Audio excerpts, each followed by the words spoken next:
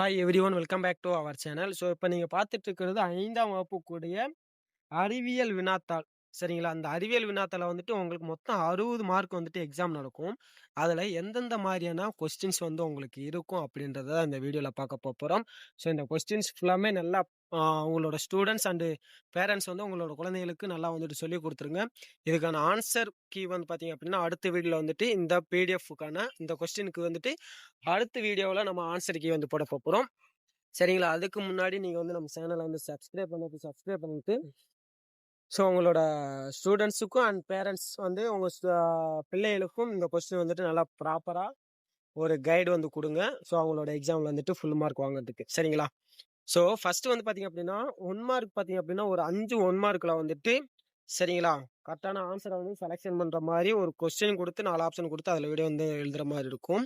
அதுக்கடுத்து பார்த்தீங்க அப்படின்னா, கோடிட்ட இடத்தை நிரப்புக 5 கொஸ்டின் குடுத்து ஒரு கொஸ்டினுக்கும் ஒவ்வொரு மார்க் 5 கொஸ்டின் 5 மார்க் சரிங்களா? அடுத்து பொறுத்துக, பொறுத்துகக்கும் ஒவ்வொரு கொஸ்டினுக்கும் ஒவ்வொரு மார்க் மொத்தம் 5 மார்க் சரிங்களா? அடுத்து வேறுபாட்டை எடுத்து எழுதுக. அந்த வேறுபாட்டை எடுத்து எழுதுக பார்த்தீங்க அப்படின்னா, எண்ணெய், நீர், பால், கல் சரிங்களா? எண்ணெய் அப்படின்றது திரவம். நீரும் திரவம், பாலும் திரவம். ஸோ கல்லுன்றது ஒரு ஆ பார்த்தீங்க அப்படின்னா டிஃபரெண்ட். ஸோ அப்ப ஆன்சர் வந்துட்டு கல்லு தான்.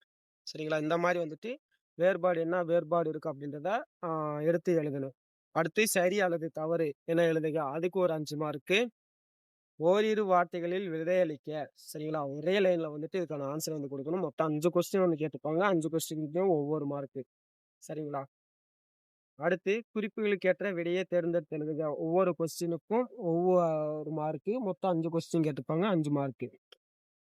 கீழ் காண்பானவற்றை அட்டவணைப்படுத்துக. சாவி, நெகிழ்ந்து பந்து, உலர்ந்த இலை, கல், காற்றடைந்த பலூன். சரிங்களா?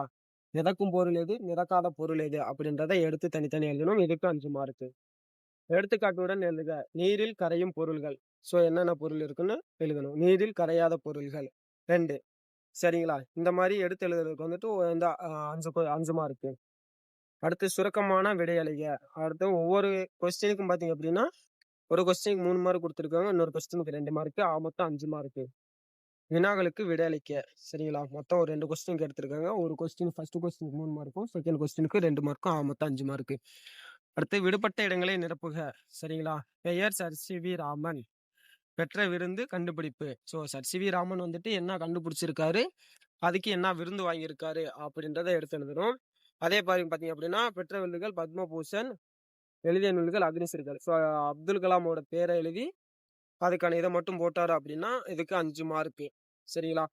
இது ஆன்சர் வந்துட்டு அடுத்த வீடியோல வந்து வரப்போது. கண்டிப்பா 5த் படிக்கிற ஸ்டூடண்ட்ஸ் நம்ம சேனல் சப்ஸ்கிரைப் பண்ணிக்கங்க. அண்ட் பேரண்ட்ஸ் இந்த வீடியோ பார்க்குறீங்க அப்படின்னா, உங்களோட குழந்தைகளோட நல்ல எதிர்காலத்துக்கு நம்மளோட சேனல வந்து சப்ஸ்கிரைப் பண்ணிக்கங்க. அண்ட் மறக்காம உங்களோட ஃப்ரெண்ட்ஸ் அண்ட் ஃபேமிலிக்கு நம்ம வீடியோவ ஷேர் பண்ணிடுங்க. நன்றி.